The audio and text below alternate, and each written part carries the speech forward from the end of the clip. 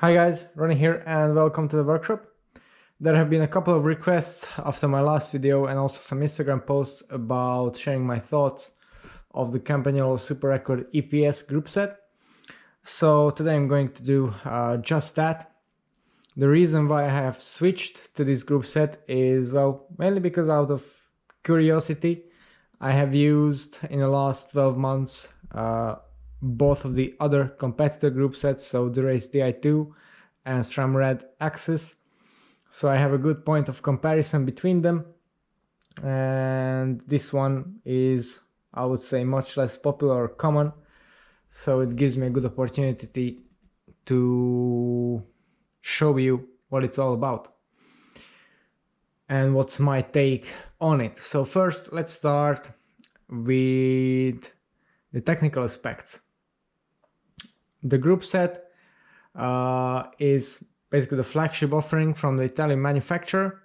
It's different in many ways compared to the other brands, mainly in terms of installation and setup, but also the finish and design of the components. So the first thing you can really notice is the extremely high and premium level of finish of basically every single component. The mechs, the levers, even the cassette or the chain, really beautifully made. So that will surely appeal to a lot of people, including me. Maybe not strictly in terms of performance, but definitely for people looking to bring up their custom build bikes, definitely a nice option. The second thing I've noticed right after unboxing the components, which by the way is a lot more pleasant than with the other ones. The packaging is very minimalistic, so not much waste in there. But the thing you notice is the size of the components. If I compare, for example, a Shadow style Di2 rear mech, the Campagnolo EPS rear mech is a much more bulky unit, and the same thing goes for the front mech, which is also quite big. And then the levers, just like any other Campagnolo lever of the modern era of the last couple of generations, they're just a little bit bigger than the other ones. And touching on the levers, the ergonomics are also quite different. And this is where Campagnolo gets a lot of fans among its loyal following. So firstly, there's the hood shape, which is heavily sculpted, very soft rubber, very pliable, so it's extremely comfortable. I would say the best of the three major brands. Then we have the shape of the brake lever itself. It has this double wave design, and that again is extremely pleasant to hold, very nice to control. So yeah, probably this is the best design of the three as well. And then there's the thumb shifter operation. So with Campagnolo, the upshifts are carried on with this paddle here, and the downshifts with the thumb shifter, which arguably makes a bit more sense when we talk about mechanical group sets, like we have here, for example, because here you get the actual mechanical action derived from this lever position. But nevertheless, it works the same on the electronic version, and it works pretty damn good. One thing I was concerned about is the lack of satellite shifter options for Campagnolo EPS, because I really do like them in the other two brands. But the truth is, because of the thumb shifter and the way it's positioned, you actually don't need that, because you can always just access both shift options even when riding in the drops. So that is a very nice feature indeed, at least for me. It's definitely an acquired taste, but after 1 hour or so it felt really natural, and yeah, just feels great. So that's another area where this group set performs and arguably outperforms the other ones. Now, I've touched on the size aspect previously. One thing that comes as a downside with that is with bigger size, you get more weight. So this is not your weight weenie group set. It weighs 150 to 180 grams more than my Durace group set was, depending on the configuration. That's not much by any means, but yeah, as I said, not for those counting grams, but if you compare it to SRAM Red, then it's pretty much the same. Another thing that's very different than those two is the installation process. Now, SRAM, of course, is wireless, so that's probably the simplest and most straightforward.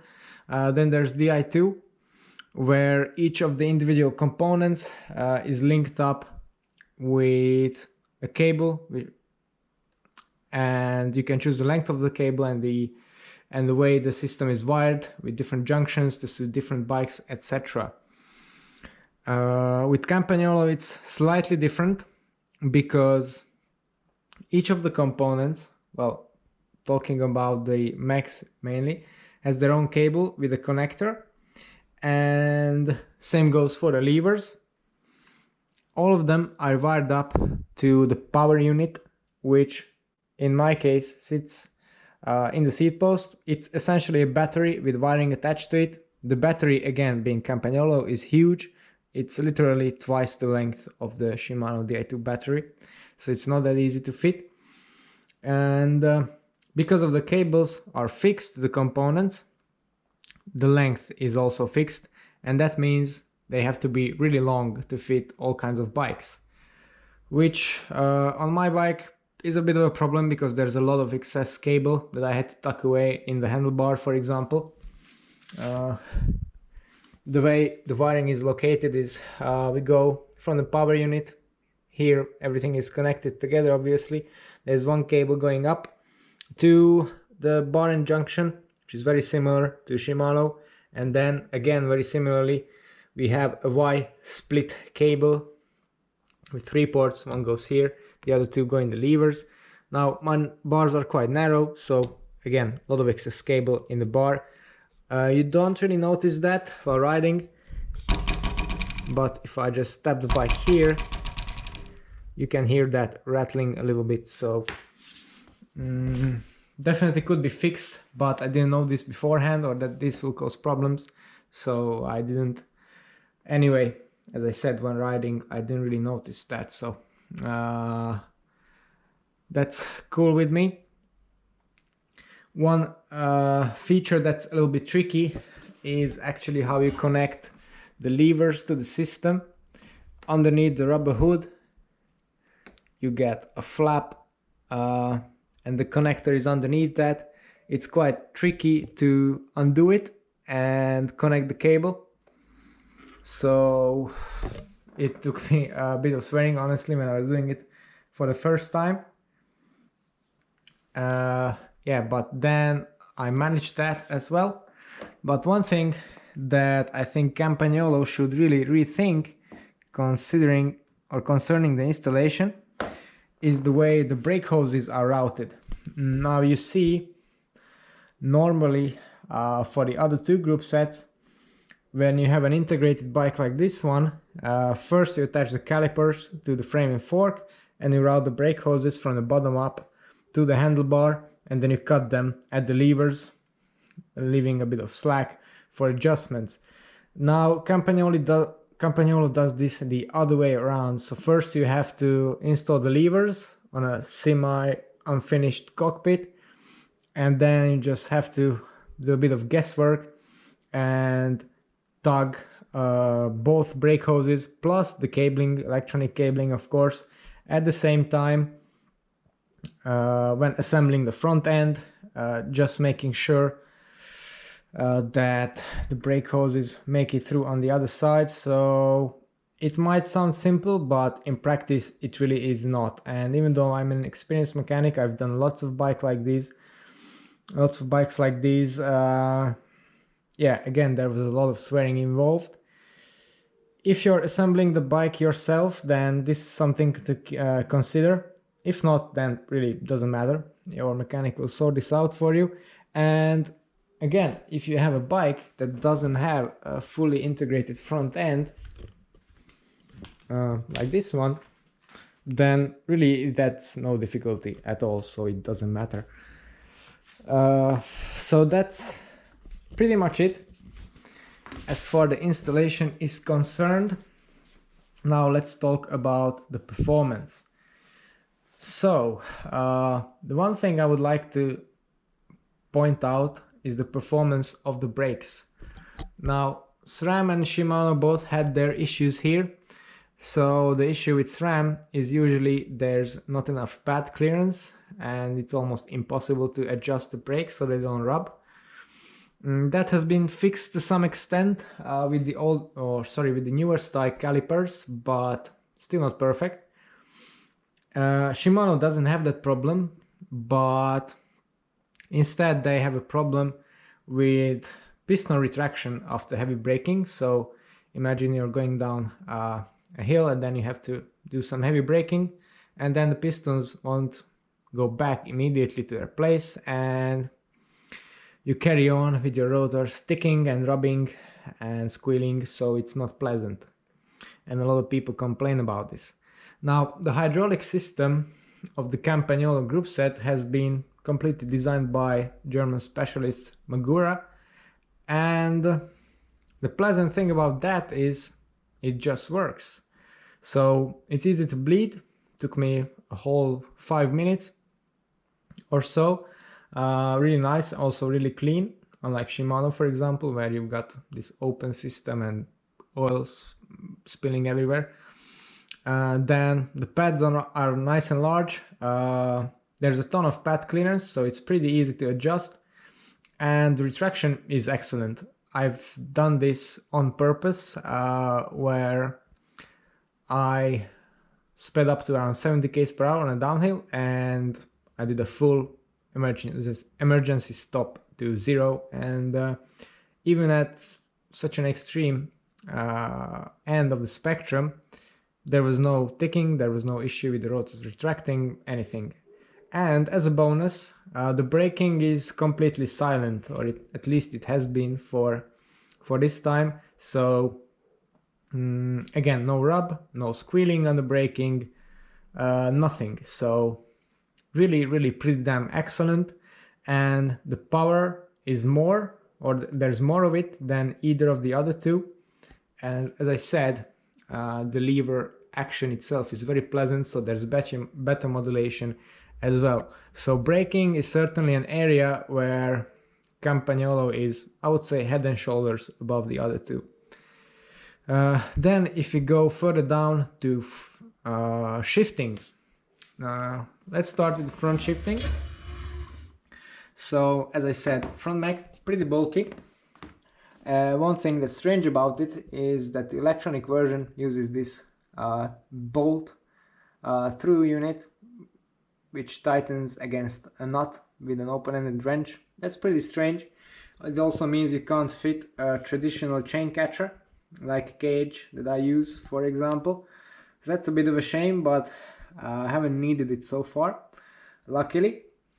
And yeah, now normally, again, Shimano is considered to be the best in terms of front shifting. Well, this is at least as good. The shifting both up and down is extremely quick, crisp, no problems, no rubbing. Of course, like the other systems, it has overshifting functionality, so it means the cage moves out further than it would really need to, just to make sure the chain is engaged, and then goes back a little bit to prevent it from rubbing. And you can adjust all the individual positions. It continuously trims, so there is no rubbing at any point in the cassette if adjusted properly. So yeah, front shifting is pretty damn excellent. The rear shifting has its quirks, because as I said, the front has the overshifting functionality, and in the other groups from Shimano and SRAM, the rear doesn't. Whereas here there is overshifting even at the back. So it means if you go, for example, to an easier gear the mech moves a little bit more than it needs to and then goes back. Now this makes for almost violently quick shifts and very precise engagement, but it also means there's a little bit more noise, because at the point when the mech overshifts, the chain usually at some points contacts the next sprocket on the cassette. So for a couple of moments after carrying out the shift, there is a slight bit of extra noise. Now, I'm not really that bothered about noise in the drivetrain, but some people might be, so it's something to keep in mind. Also, as you can see, I've installed a ceramic speed oversized pulley wheel cage. This again works perfectly, so no problem with the shifts anywhere. The cassette, what I have here is the 1129, 12 speed of course. So this is the tighter one. There's also an 1134, but I don't really need that for my riding. One thing you need to know about the cassette, that it starts with an 11 tooth cog, so there's no need for smaller chain rings. There's no decrease in efficiency because of that, so that's nice over SRAM, for example. And because it's a relatively narrow spread and you've got 12 gears to play with, the steps are really smooth and small, which also makes the shifting very crisp, as I said earlier. The cassette though, unlike SRAM for example, being an all steel construction, doesn't have elastomer damping rings in there, which means if you're running wax chain like I am, it gets a little bit noisy. Again, I'm not really bothered by that, and if I think about it, if you run a standard Shimano cassette, it's not really worse than that. But if you've been spoiled by running the super quiet Red 22 one-piece cassette with the elastomer damping rings, then you definitely notice that. Yeah, but that's just me nitpicking really here. Another nice thing about the cassette is that it has these little safety pins on the outsides in case you were to overshift after a crash or something. It catches the chain, prevents it from damaging the spokes, so that's rather nice. Now, because of the design of front mech, you can't use a direct mount derailleur hanger, so and of course you have no shadow technology because that's proprietary to Shimano, so the mech is sticking out a little bit more. So might add a couple tenths of watts of drag, definitely more prone to crashing damage, but yeah, they race these group sets all the time, crashing them all the time, and they in most cases they keep on riding, so for the average rider I don't think that should be an issue. One last component to discuss is the chain. Now, there's nothing really wild going on about it, but Campagnolo is quite traditional in the fact that they don't offer quick release rings or master links for their chains. You have to press them together with the connecting pin and also secure it. So yeah, if you're waxing your chain, again, that's not ideal, but I found a very nice workaround at that solution. Since the spacing of all 12-speed chains is the same, I've just used a SRAM Red D1 flat top connecting link, master link, and it works perfectly. So yeah, that saves me the hassle of undoing the chain every time with a connect or with a rivet link, should I say. Okay, so I think that's all there really is to know about this group set, and since this video is getting quite long already, just a quick recap. So if we compare them to SRAM and Shimano, then Campagnolo EPS is slightly heavier than Shimano, same as SRAM. It's a bit more difficult to install if you have a bike with an integrated front end, otherwise it's the same. The ergonomics and the lever action is different. The brakes are superior compared to anything else. The front shifting is excellent, on par with Shimano, better than SRAM, and the rear shifting is quirky, I would say, on par in performance with the other two, but just a bit more noisy, and it has its own unique feel to it. Some people will like it more than others. So overall, really great group set. Definitely, I would say, has an acquired taste to it, but I like it so far, so I'm keeping it. And I will test it for a while now until something new and interesting comes out. If you want to know more about other bike related things that I use and the stuff that I work on in the workshop, then don't forget to tune into the channel and subscribe. Thanks for watching, and see you next time.